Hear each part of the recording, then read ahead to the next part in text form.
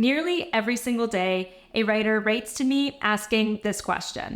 Hey, Alyssa, how do I know if my book actually has potential to be traditionally published? Is it worth trying to get a literary agent or publisher, or should I just give up now and work on something else? I totally understand why so many authors are asking this. After all, you've poured your heart and soul into writing your book, but then you read online about how difficult it is to get traditionally published, so now you worry that it's just going to be a big waste of your time and energy to pursue traditional publishing. Before deciding to embark on that long and arduous process, you want to know if your book even has a realistic shot. That all makes sense, but there's an inherent problem with asking the question if your book is publishable or not. So today I'm going to reveal why this question is so difficult to answer and offer a framework you can use to determine if your book has potential for publishing. This is all based on my personal experience as a former fiction editor at Penguin Random House.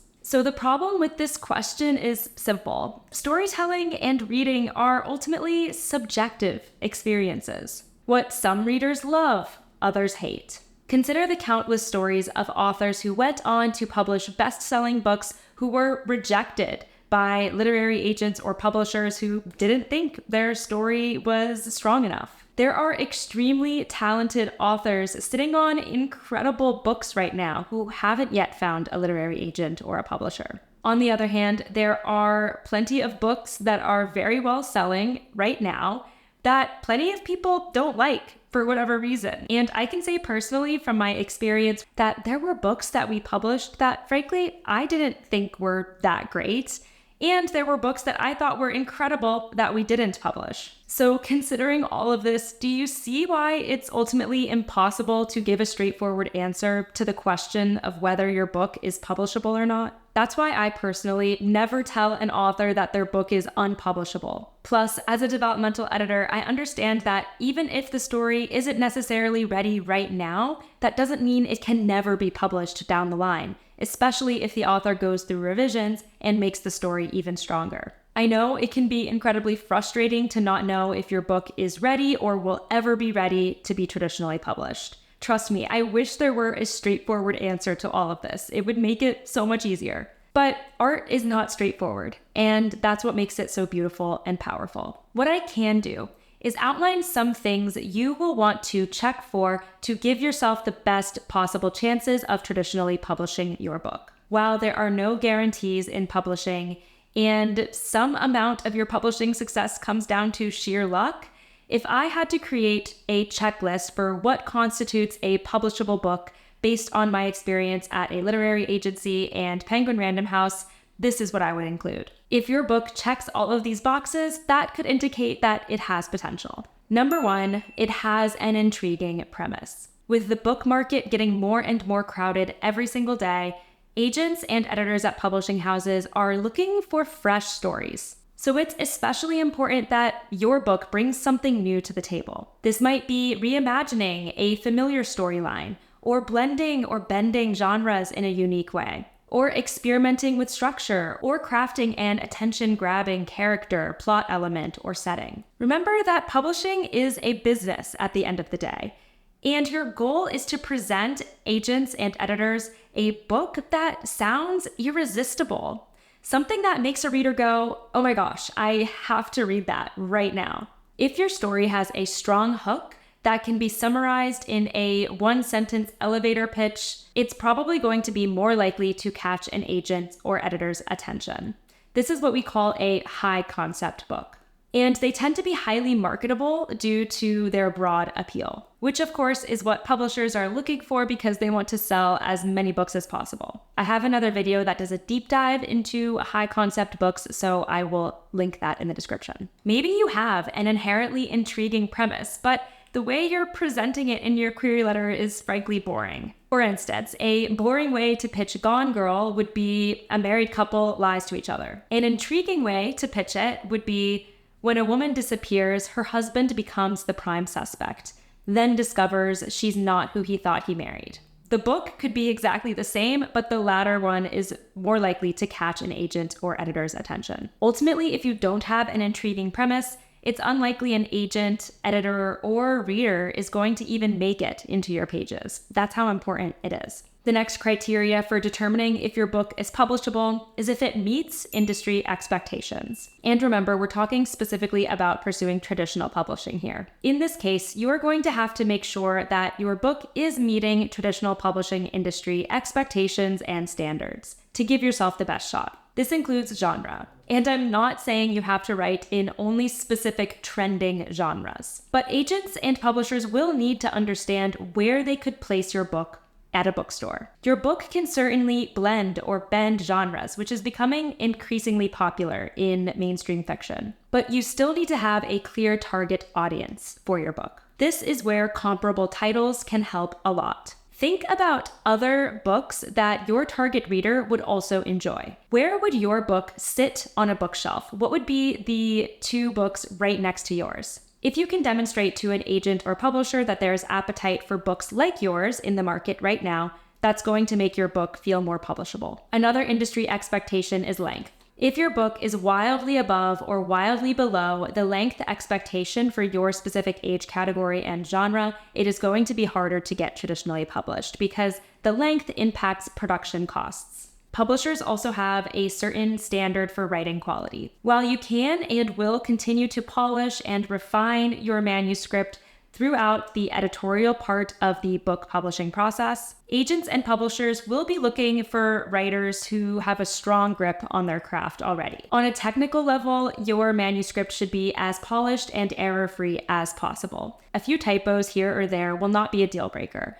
But if the technical issues in your prose are getting in the way of the reader's experience and are interrupting the flow of the story, then it's going to be harder to get traditionally published. Finally, you will see agents and editors talk a lot about voice. And voice can be something that's hard to conceptualize. It is something, though, that you will continue to develop as you work on your writing craft. Essentially, they'll be looking for writing that really draws them in from the very first page and has a powerful presence. They'll be looking for an intentionality and authority to the storytelling. Keep in mind that if the industry expectations, especially surrounding genre and length, don't align with this particular story you're trying to tell, there are certainly other options other than traditional publishing, especially Big Five publishing, that you can and should consider. So it doesn't mean it is game over for you in terms of publishing. For example, small or indie presses are often more open to experimental or non-traditional narrative forms. If you're enjoying this video so far, give me a thumbs up to let me know. It really helps out my channel. And consider subscribing if you haven't already. Every week, I either talk about the publishing industry like today's video, or I give deep dive craft tips to strengthen your writing from the ground up. I'd love to have you join our amazing community. And we're nearly at 50,000 subscribers, so your subscription would mean a lot to help me get there. The next way to tell if your book is publishable is if it's engaging from beginning to end. Agents and publishers are looking for stories that they simply can't put down, because it keeps their attention all the way to the final page. So how do you ensure that your story maintains their attention and has this propulsive quality? As a book editor, I like to boil down the story to its two fundamental elements: character and plot. Well-developed, authentic feeling, flawed, layered characters are key to any successful story. If your readers can't get invested in the people who populate your story, especially the protagonists, then it's unlikely you are going to keep their attention throughout the entire book. Make sure you give your characters a specific goal to pursue and then put obstacles in their way of them achieving that goal. That's what's going to create tension and make us intrigued to continue reading. Character is one half of the storytelling equation and plot is the other. Even if you have compelling characters, a publisher likely isn't going to take on your story if the plot is boring, full of plot holes, or overly predictable. That isn't to say that every story needs to have an action-packed, twist-filled plot. Certainly, you can have a quieter story that is more character-driven, and those can be just as compelling. But there does need to be a foundation of plot, and it should be intentionally crafted. There should be some kind of central conflict and something at stake for the protagonist. There should be tension that escalates to a climactic moment and then some kind of resolution by the end of the story. If your plot is well thought out, complete, and sound, then it's more likely you will pique an editor or agent's interest. The next element that sets a publishable book apart is if it's emotionally moving. Think about your favorite book for a second. I'll show you some of mine. What makes these books so powerful? What makes them stick in our minds long after we finish the final page? It's because they move us emotionally. The most effective stories illuminate some kind of universal truth about the human condition. We can connect with what those characters are going through. And that's why some stories are simply unforgettable and stick with us throughout our entire lives. Make sure your story is also rooted in some kind of emotional truth. And make sure that you're showing enough of the protagonist's interiority on the page. We should understand how the events of the story are emotionally affecting them. If we can't, then they're going to feel distant from us, and you're not going to have that emotional connection that you need.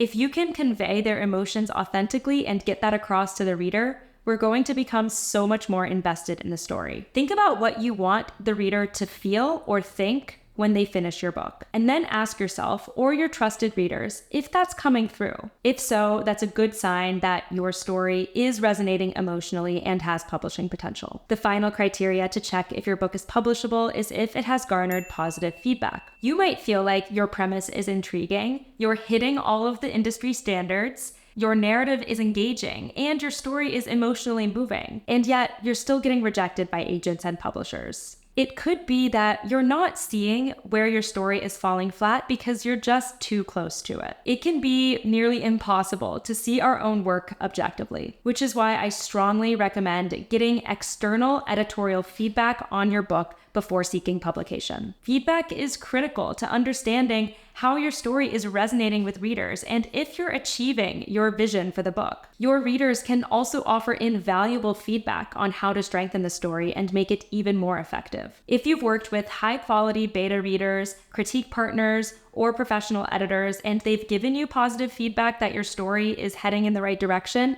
that's a great sign that you could be ready to publish. Note that getting positive feedback from friends or family members is not likely going to be the most helpful, because more often than not, they'll give you positive feedback because they don't want to hurt your feelings and they might hold back what they actually feel. So really be thoughtful and strategic in who you solicit feedback from, because your feedback is only as good as the source. Because I know just how hard it is to look at your work objectively, I created a free resource for my YouTube subscribers. It's called My Story Self-Assessment Worksheet, and it's an easy quiz designed to help you look at your story from a new lens and see those elements that you could strengthen on the next draft to really take it to the next level.